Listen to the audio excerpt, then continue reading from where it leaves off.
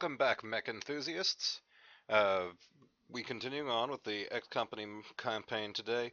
Now, this is something a little different. It's not going to be an actual combat mission. We're going to just be showing off, since it's a start of a new month, it's April 1st, showing off a little bit of where the company is and where we hope to go. And if that bores you to tears, you can just skip it. I thought about just kind of doing this at the start of the next combat one, but I figured segregate it off. So, like we were talking about earlier, the Firebrand Lance has been downsized. They are just essentially on standby mechs to reinforce any of these groups. Decided to keep things as they are right now. The urban mech still isn't super great in Big Sky Lance because it's so slow compared to the others, but the problem is the mechs that I'd have to replace it with are even worse because they're mostly Stingers and Hornets. If we can manage to score a nice 30-ton light that moves appreciably, like the Commando was before it, then maybe we can swap them out and help Big Sky keep a move on. But for right now, we're going to continue his things as they are.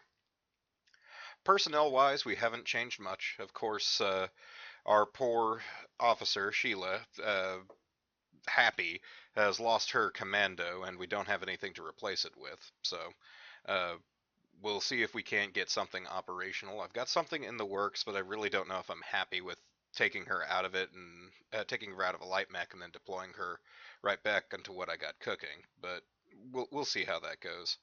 For right now, we don't have anyone that's gained a significant enough amount of XP to make any advancements. Uh, we've got the same roster, so not much more to talk about. There is one mild thing. So, Mech HQ is a game not just for playing a bunch of Battletech, but it also allows you to kind of tell your own stories. And that's definitely something that I've done a little bit with this campaign.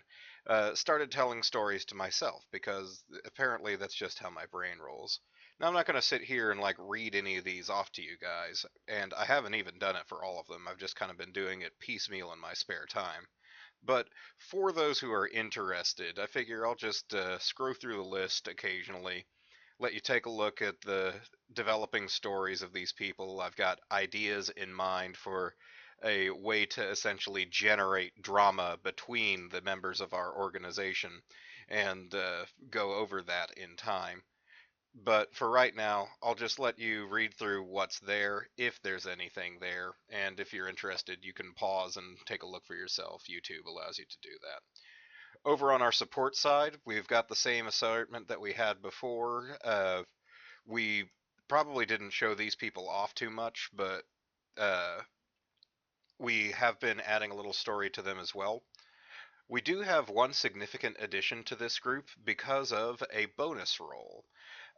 So one thing about this month, every time you tick over to a new month in Mech HQ, while you're on a contract, you have various roles that can give you either some bonus events or a special mission or some disaster that's befallen your army. And in addition, the enemy will make a morale roll depending on how well you've been doing in the last month versus how well they've been doing.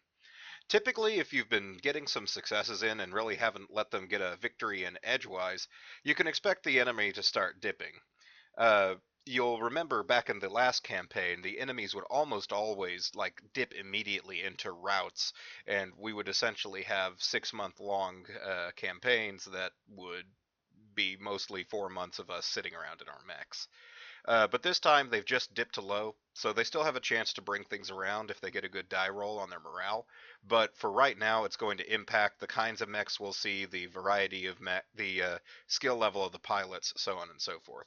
Our special event for this month were three dependents. Dependents are a special concept in Mech HQ in that there are people that are joining your mech company who are not actually employed by it, but still do some basic grunt work. Uh, General idea is that they are often friends, family, various camp followers, etc., etc. But they can also represent people who are just tired of living on a single planet and think that joining a mech company is way cooler, even if they're just doing it for simple room and board. This time we managed to pick up three such people, and I decided to go ahead and make them medics who are helping out our Dr. Major in the infirmary. I've given one of them a little bit of extra background because when I was randomly rolling their origin, they came from the guys we're currently attacking the Draconis Combine. So I figured that that was worth a little extra look into. Um, so yeah, we once again don't have enough XP to give anyone any kind of levels on anything. So we're just sitting here and building it up. Hopefully one day we'll start making some advancements on these people. Our hangar, uh, in it's not looking bad. It's honestly not. Unfortunately, we've lost the commando. That's a bit of a loss, but it was something that we were going to trade out eventually. By the way, one thing I want to point out: this the damage here is because I've been removing these things. I've been salvaging off of it to gain some basic equipment that you can insert to pretty much any mech in the future. So we've salvaged a lot out of the head. But I want to point out the internals here. I didn't do any repairs on. These are all as they were. So those shots that bored out this commando were precise, single target shots that only ever hit center, torso, rear. We just got cored out. Luck played a little bit into how this thing is now mothballed sitting on the floor of our factory, never to rise again. But, that is what it is. We do have two locusts that we've recovered so far. I've decided that this LCT-1S probably isn't really something I'd want to field in combat, but it is something that we can reasonably repair in a decent amount of time. All it's missing is its left leg and right arm, and everything else was pretty easily repaired. So we just have to get the salvage on a 20-ton mech, salvage the right arm and left leg off of it, and we could restore this fully operational, add it to our roster, put it on our repair queue, get it all buffed up, polished up, ready to go, and then it's either an emergency mech we can dip into, something that we can provide someone as a going away present when they retire, or something that we can sell after we've polished it up nice. This 1V has become salvage. We tried to get the left leg off of it, but unfortunately, in our current field conditions, it was a no-go. So, not unless we can get our hands on elite tech, which could happen. But for right now, it's just raw salvage for repairing any of our 20-ton mechs we currently have. Uh, we've got no one currently in the infirmary, so all of the wounds that we've gotten have been pretty easily healed. And financially, well, I guess this just kind of shows the overall finances. So the important thing to show kind of here is the Dragoons rating. This is just going to be a chunk of numbers that most people will not give a shit about, but it kind of impacts some of the rules that we work against, so I just kind of want to go over it. There are various ways that you can rate your mercenary company. Battletech has given lots of different ways that you can measure the effectiveness of your particular company, but we use the mercenaries, the one that was in field manual mercenaries specifically, because that's the one that most of the against the bot rules are based against, which gives you a rating based on the quality of the guys that you have in your team. We've got mostly veteran and regulars, which have given us an average skill rating of pretty high. So we get a fair amount of points on our rating on that. The various command skills of our commander, because he's such a tactical genius, that rate's really high. We don't have anything on our combat record yet, but as soon as we complete this mission, we'll have a 1 point on that, so excellent. We don't have any transportation yet. That's way in the future. Not even going to worry about that right now. Uh, we're going to mostly be intersphere units. If we get super lucky, we might be able to buy or salvage an IS-2, a unit that has any lost tech in it, like double heat sinks or ferrofibrous armor. But we didn't start with any, so we're not likely to see it. We've got all the support we could possibly need for our mechs. We've got plenty of hours to keep things maintained. We've got plenty of medical support for our guys, plenty of HR support for our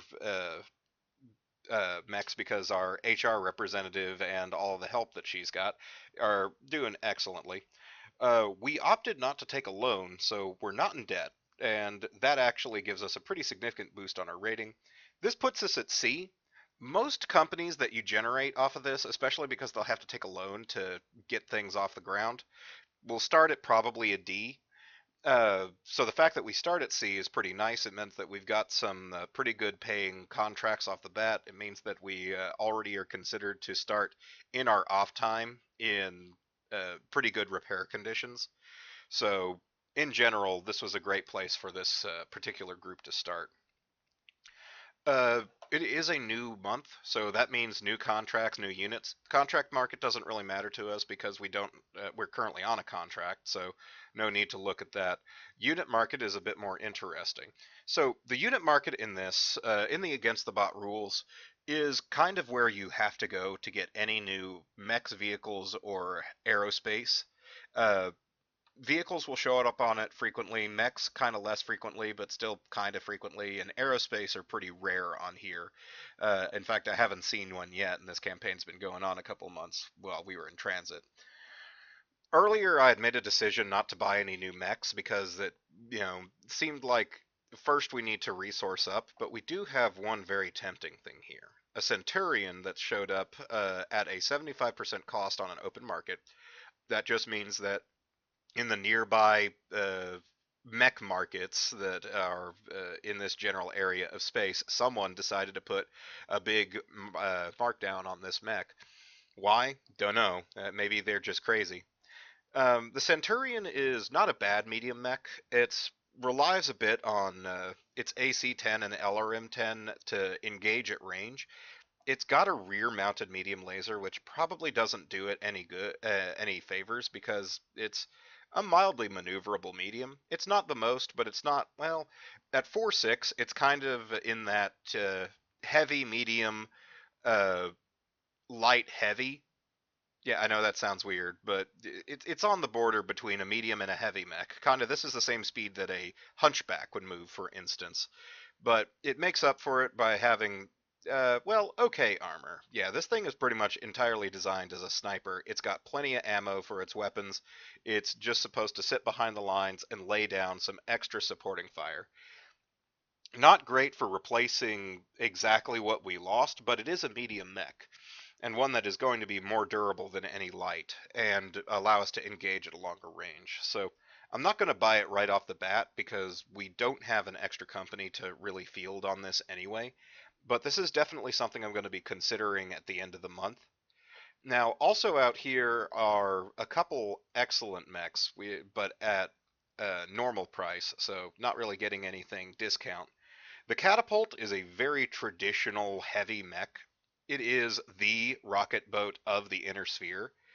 Carrying two LRM-15s and four medium lasers, it can engage at medium range, but is mostly designed for supplying extra LRM support at long range. It's what you know and love. It's that little wiggly. It's got a cockpit and two big boxes for arms. It's very iconic, and I'd like to add one to my list. That just kind of depends on how much we can get. We also have an awesome. This thing is a sniper's wet dream. It's got three PPCs and 28 heat sinks, so it can almost fire those PPCs forever. It's excellent. It's got excellent armor. It's just about as maneuverable as a assault needs to be at 3.5. That's typical normal assault movement speeds. This thing would be excellent to pick up, but in order to do so, I'm pretty sure that we'd have to take out a loan. That may be worth it because this would be an excellent sniper platform for us to put one of our more accurate mech pilots in and just lay down a withering amount of potentially up to 30 damage each turn. We'd have to keep it away from the front line, which is unfortunate since its heavy armor would allow it to tank a lot, but those PPCs don't operate well at close range.